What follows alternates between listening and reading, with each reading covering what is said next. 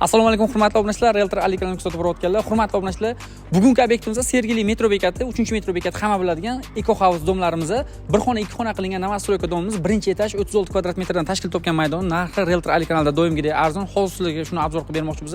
Aytgandek, uyimiz ipoteka ham bo'ladi. Bismillahirrohmanirrohim. Mavzuni boshladim. Hurmatli obunachilar, har doimgidek 40 kilometr fayzli xonadon, chap qo'lda sanuzimizda joylashgan dush, hojatxona, ko'rib turganingizdek sanuzil smushiniy holatda joylashtirilgan, remontlari toza holatda o'tirish.